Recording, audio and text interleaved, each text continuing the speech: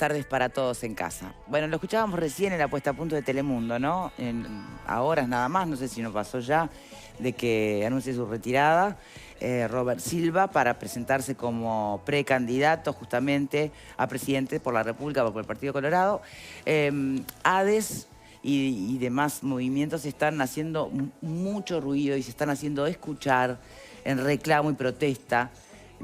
Podríamos decir en general contra la reforma educativa, pero son más, apuntan más al lápiz y también hablan en contra de la gestión de Silva y otros asuntos. Estamos invitando justamente a Natalia Leiva, que es integrante de la Comisión Directiva de ADES Montevideo, para que pueda, bueno, ayudarnos a entender más cuál es el alcance del conflicto en general.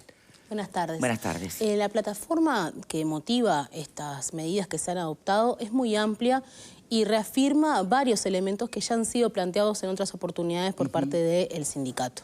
Tiene que ver con el rechazo a esta reforma antieducativa. Nosotros la caracterizamos como una reestructura de corte empresarial que implica, entre otros elementos, el recorte presupuestal de 187 millones de dólares acumulados en los últimos años, que implica además la imposición de planes y programas que no solamente no han sido negociados, sino que además han sido impuestos permanentemente al cuerpo docente en general, que han sido rechazados, entre otros actores, por las ATD liciales. De 240 ATD liciales que se expresaron, 238 la rechazaron. Y además tiene que ver con una política que afirma todos estos pasos, toda esta política educativa en una intención permanente de avasallar y de amedrentar al cuerpo docente y a los estudiantes también. En ese sentido es que esta plataforma es muy amplia y coloca los problemas que ya venimos señalando desde hace varios años, en especial esta extensión hacia lo que es la educación media superior de la transformación educativa, usando las palabras de las autoridades. A pesar del fracaso que ha implicado la implementación del EBI, es decir, la implementación en ciclo básico de este proceso, que ha tenido diferentes dificultades, entre ellas la confección de horarios, la falta de espacios, el recorte brutal de horas que viene acompasando un proceso que es más amplio y que en este momento llega a las 50.000 horas menos a nivel docente, en particular a nivel del recorte de grupos y de horas de coordinación, que son imprescindibles para poder llevar adelante la propia política que enmarca el gobierno. Y es en ese sentido que, frente a la supresión de asignaturas, a la supresión de campos enteros de conocimiento, a esta sustitución de lo que es la enseñanza por asignaturas por diferentes mecanismos que están muy camuflados, como la idea que es posible optar por diferentes elecciones, por diferentes oportunidades que no se van a traducir a la realidad porque no hay espacio suficiente para eso y porque la propia propuesta plantea un cercenamiento de esas mismas opciones en función de las necesidades y de otras orientaciones que tampoco están explícitas. ¿Qué quiero decir con esto? En cuarto año se van a implementar, en primero de enseñanza media superior, se van a implementar 6 opciones, dentro de las cuales está astronomía, por ejemplo, que es un campo de conocimiento que está presente en la currícula de Uruguay desde hace más de 100 años. Que es un campo de conocimiento que además es vital para el propio enfoque que las autoridades dicen defender respecto a las ciencias y la tecnología. Y en ese sentido va a estar dentro de otras opciones de dudosa procedencia, por ejemplo, emprendedurismo, que no está planteado ni siquiera una clarificación respecto a ese, vamos a llamarlo campo, por llamarlo de alguna forma, porque en el plan que se hizo público y al que accedimos también nosotros, se le dedica un párrafo, algunos rengloncitos, a explicitar por qué hay una sustitución de un campo de conocimiento por estas opciones que en realidad terminan traduciéndose en que no van a existir. ¿Por qué? Porque si se propone que haya una opción por cada grupo, vamos a suponer que esa es una de las opciones, por cada grupo de cuarto, en realidad en liceos donde hay 1 o 2 grupos de cuarto no van a estar disponibles las 6 opciones. Entonces esos estudiantes a los cuales se les dice a ellos y a sus familias que van a poder acceder a muchísimas más posibilidades, ven en la práctica que esas oportunidades, que esas posibilidades no se manifiestan en la realidad. Si a eso le sumamos el permanente recorte de grupos y de horas docentes que estamos asistiendo, y le sumamos un elemento que para nosotros es clave y que lo estamos denunciando desde hace muchos años y cobra especial relevancia en el contexto actual, que tiene que ver con la carencia de equipos multidisciplinarios que aborden las dificultades y las situaciones socioeducativas y emocionales de los estudiantes en los centros educativos. Bien. genera un panorama muy bueno, complejo. sí, pues el panorama que usted presenta, Leiva, es que está básicamente todo mal, ¿no? En realidad, lo que nosotros señalamos son estos elementos que forman parte de una plataforma que tiene muchísimos años. La reivindicación que tiene que ver con la necesidad de equipos multidisciplinarios tiene más de una década. Sí, pero y no mencioné la cuestión separando justamente lo que es más estructural, que es verdad que lleva años, que me estaría quedando dentro de esos reclamos lo presupuestal, que es eterno, sí. Los equipos multidisciplinarios, que también son de larga data. La infraestructura. Pero después, dentro de lo que es la contra a la reforma educativa en sí misma, bueno, eso es específico de esta gestión, de este gobierno, ¿no? ¿Ustedes realmente creen que va a cambiar en algo, que vuelvan a hacer otro paro? Porque lo están haciendo desde incluso antes de que sepamos de qué iba la reforma educativa. En realidad los lineamientos de la reforma educativa, su sustrato y la necesidad que nosotros hemos planteado como sindicato de discutir varios elementos, entre ellos el sujeto educativo, es decir, cómo la política educativa parte de la base de a qué tipo de estudiantes se quiere formar. Bien. Nosotros planteamos que todos estos elementos tienen que ser discutidos y negociados en términos mucho más amplios. Bien, pero la pregunta es concreta. Sí. Ya hace 3 años que empezó. Que está empezando, ¿no? Porque todo no es una cosa que se hace de la noche a la mañana. Y por lo pronto siempre han hecho expreso su disconformidad, su rechazo, ¿no? A la esencia misma de la reforma supuestamente educativa, no al detalle de más, menos horas. Lo más este concepto de pasar de asignaturas a competencias, esa cosa que casi que ideológicamente rechazan de plano. Entonces, pero insisto, en lo que va de esta administración, sigue camino la reforma educativa con o sin el apoyo más o menos expreso o rechazo, digamos, de los sindicatos, porque en definitiva alguien gobierna y otros tienen que acatar. Entonces, un paro más con lo mismo. ¿Creen que va a cambiar en algo? Nosotros denunciamos esta situación a través de tomar medidas. Si no se toman medidas que expliciten esta situación, digamos, las posibilidades reales de incidir y de plantear las reivindicaciones y las críticas que tenemos frente a la política educativa del gobierno quedan ocultas. Es decir, quedan invisibilizadas. Si no se adoptan medidas para colocar estos planteos, si no se realiza una campaña de agitación y de propaganda de la situación concreta de lo que vivimos los docentes, sin ir más lejos. Hemos tenido que ocupar liceos porque hay una situación de infraestructura que es terrible. Las autoridades saben que esa situación de infraestructura es terrible y, sin embargo, no se toman medidas respecto a eso. Yo no le puedo contestar cuál va a ser la definición que toman las autoridades, porque entendemos que las autoridades en este contexto han tenido una posición autoritaria frente a los reclamos docentes en general y frente a los reclamos de los estudiantes también. ¿Es realmente autoritarismo o es en realidad visiones realmente distintas sobre lo que entienden tiene que ser la educación en el Uruguay o hacia dónde tendría que ir? Y en ese caso, bueno, justamente como no es un cogobierno, no tiene por qué haber una negociación que se traduzca en acuerdos o consensos. Alguien gobierna y alguien no. Pregunto, ¿no? Sí. Ante esa realidad, ¿la estrategia es seguir por el mismo camino o es procurar, no sé, otra fórmula de comunicación? Porque han sido muy duros desde el principio, ¿no? Y no es la primera vez. Si miramos la historia, la reforma de Rama, que tanto palo en la rueda se le puso, después terminó siendo aplaudida, incluso hasta por sindicatos. Entonces, ¿es una forma, es un estilo, es una estrategia siempre o hay realmente un norte bien claro a donde quiere ir los gremios y los sindicatos de docentes? Sí, yo puedo hablar por la plataforma y las reivindicaciones del sindicato a que pertenezco. No puedo hablar por cuáles han sido las posiciones de otros gremios y sindicatos respecto a otras reformas. Nuestro sindicato la ha rechazado, la ha denunciado y hemos hecho balances muy críticos respecto tanto a la reforma del 96 como otras sucesivas, por ejemplo la TEMS, que es un poco la base de algunas de las políticas que se están implementando. Bien, bueno, pero ahí justamente esa historia o trayectoria de estar siempre en contra... Sí. Finalmente, o van a seguir haciendo siempre lo mismo, buscando un cambio. Viste que hay una teoría, ¿no? Que si hace siempre lo mismo, la cosa no va a cambiar. El asunto es que nosotros hemos resuelto en diferentes asambleas, hemos resuelto en congresos, en diferentes instancias sindicales una orientación. No es una acción espontánea o una reacción que tenga que ver con un contexto que no haya sido pensado, que no haya sido analizado, que no haya sido discutido.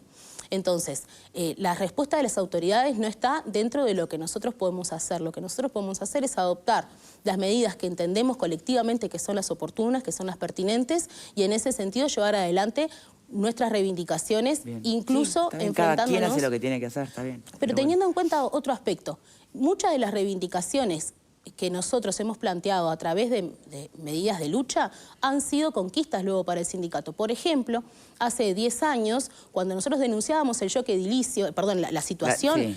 ¿Se acuerdan? Que hicimos toda una campaña de fotografías. La respuesta fue el shock edilicio, que en realidad fue una inyección presupuestal muy acelerada, que terminó redundando en la mejora edilicia de gran parte de los liceos que estaban en ruinas. Es decir, nosotros entendemos que las medidas de lucha a la larga terminan terminan fructificando. Bien. Quizás ahora solo se vea la parte más compleja. Bien. Pero, y teniendo en cuenta además que no hay instancias, yo quisiera plantear, hacer un señalamiento. La negociación de buena fe implica que ambas partes tratan de generar espacios para que se desarrolle esa negociación. Si no hay espacios para desarrollar esa negociación, en realidad es a una de las partes a la cual se le tiene que plantear por qué no están desarrollando esos espacios. Nosotros planteamos innumerables notas, podemos empapelar 18 de julio con notas desde lo más concreto de la gotera que cae y el balde que se pone en el salón hasta estas cuestiones mucho más macro. Y la respuesta ha sido sistemáticamente cercenar los espacios de negociación. Bien, permítame abrir un poquito al panel, Elba. Pupo, te escuchamos. Bueno, yo creo que es una lucha contra el pueblo esto. O sea, el pueblo votó una determinada conducción en favor de una determinada filosofía de gobierno, y lo votó una vez, lo votó en el 2019, con un compromiso por el país previo que hablaba de la reforma educativa. Después lo reafirmó con la LUC en el tema de la gobernanza de la educación. Quiere decir que todas estas medidas y toda esta lucha que están haciendo los gremios de la educación es contra la voluntad de ese soberano que le pidió a un determinado gobierno un cambio en materia de educación. ¿Y por qué se lo pidió? Porque veía que las cosas venían muy mal. La lucha también es contra una determinada figura, porque yo veo a los gremios de la educación, muchas veces me peleo inclusive en las redes, veo utilizar la cuenta de FENAPES todo el día, pero absolutamente todo el día contra la figura y la persona de Robert Silva, a quien lo vienen persiguiendo desde que Robert Silva hace 25 años empezó a acompañar a Germán Rama en aquella reforma educativa. Lo han perseguido siempre, y Germán y siempre ha sido un luchador por la educación, porque además fue miembro del CODICEN como representante de los docentes, ahora es el presidente del CODICEN. Y estos paros que se hacen, ¿no?, tienen neto sesgo a nivel público y a nivel montevideano, se hacen justo el día que el hombre va a renunciar porque la gente de su partido le pide que se tire a la campaña política. Pero el tema es la reforma educativa. También la coyuntura es la rendición de cuentas, no es una cosa sola. Pero a ver, yo sigo todos los días, la lucha es permanente, permanentemente en la cuenta de FENAPES, permanentemente hay un ataque que además se ha dado, ¿no? Se ha dado contra la casa de Robert Silva, contra la persona de Robert Silva, y yo lo he visto en las apariciones públicas del presidente Robert Silva en las plazas del interior. Hay docentes tirados en el piso dándole la espalda a Robert Silva mientras daba los discursos explicando la reforma educativa, una clara muestra de falta de educación y de empatía. Y aún así, el presidente del CODICEN les entregaba el micrófono para que pudieran decir las cosas en contra de la reforma educativa, las que quisieran. Entonces, todo esto me parece, a mí me parece, yo digo, los gremios tienen todo el derecho del mundo a plantear sus reivindicaciones, a plantear sus protestas, sus visiones.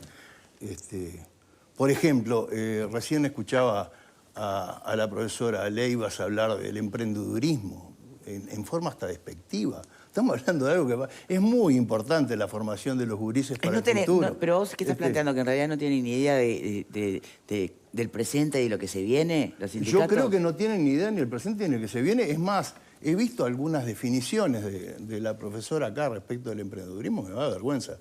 Estábamos ¿Qué, hablando profesor? ¿Qué que no nos definiciones? íbamos a intercambiar tweets o nos íbamos a usted intercambiar lo dijo. tweets, pero la definición suya de emprendedurismo es... ¿Cuál es? Enseñar a los gurises a abrir unipersonales para ser después devorados por las multinacionales. O sea... Para. ¿Esa es su definición, Leiva, de emprendedurismo? Eso es dentro de las investigaciones que realiza en mis redes sociales, uno de los planteos que dice, lo puedo desarrollar, no tengo ningún problema. No, pero mire que no le voy Si a usted hablar de su me defensa permite- de Hamás ni de Palestina. No, yo no ¿no? defiendo. Y de No sus- mezclemos tantos, No, por favor, pero vamos a decirlo No todo. tengo ningún problema. Está el gobierno uruguayo planteando la recuperación de una docente en un kibutz, ¿tá? De una docente que además es familiar de un desaparecido en Uruguay, y no hay ningún mensaje de solidaridad, ni suya, Bueno, ni de ningún sindicato docente en el entiendo el Uruguay. planteo y entiendo la A mí eso indignación, me eno- Pupo. A mí eso me enoja. Bien, lo me entiendo. enoja. Entonces, No. si yo voy a hablar con una representante de los docentes, hablo con una representante de los docentes. Ahora, si voy a hablar con una militante de la causa palestina o con una persona que entiende que le enseñar emprendedurismo...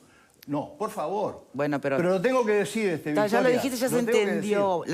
Leiva puede ser Estoy todo hablando junto a la entonces vez, con puede una ser. militante política. Si hablo con una militante política... ¿Qué son los? en fin. Sí, eso representa un sindicato, obviamente que es una persona política, militante política. Militante política, de causas políticas, no de causas gremiales. Y acá hay un ataque a la persona de Robert Silva, a la que le van a tener que terminar pidiendo disculpas en un futuro, porque es una persona que está haciendo un trabajo imponente en el Uruguay para Bien. cambiar una cantidad de pautas que están muy mal en educación. Me gustaría escuchar a alguien más. A ver, Valeria, tenemos un ratito Cuando corto tengo antes de un la pausa. segundito. ¿Tá? Después Bien. explayamos. Ok.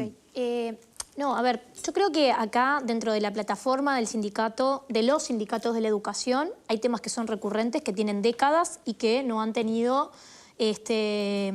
modificaciones contundentes. Igualmente, por el otro lado, me pregunto si en realidad no es momento de pensar en otra estrategia, ¿no? O sea, como todos los sindicatos aplican distintas estrategias, prueban medidas y después se ve el resultado. Y creo que con los niveles de acatamiento, con los niveles de movilización, con lo que tiene que ver con los resultados que ha tenido en este proceso, por lo menos con esta administración, porque tú recién decías la negociación de buena fe. ¿Ustedes tienen convenio colectivo? Sí. Tienen un convenio colectivo que tiene un montón de pautas y que se está cumpliendo. Bueno, entonces negociación de buena fe hay. Lo que no hay es la posibilidad de decidir las políticas que se aplican. Y eso en realidad no es materia obligatoria de la ley de negociación colectiva del sector público. La realidad es que se puede negociar, pero no hay obligatoriedad de acordar. Por lo tanto, lo que acordaron dentro del convenio colectivo, en la negociación colectiva de buena fe, se está cumpliendo. Tiene que ver con el convenio colectivo. Después lo demás se puede discutir, se puede plantear, Bien. pero no hay obligatoriedad de acordarlo. Me refiero sobre todo a lo que tú planteabas, de los contenidos, de lo que es la reforma educativa, que en realidad no hay una obligatoriedad mediante la ley de negociación colectiva de acordarlo. Bien. Sí. Se entiende ese punto, ¿no? Sí. ¿Y se comparte? En realidad, yo quisiera hacer algunas aclaraciones. Cuando planteo... ¿Puede ser a la vuelta de la pausa? Perdón, Sí, perdón. ningún Que me están problema. Sí, yo intenté hacerlo más acuchillar. breve. No hay problema. Sí. Sí. Pausa y ya venimos y retomamos con la invitada. Ya venimos. Sabe que no tenga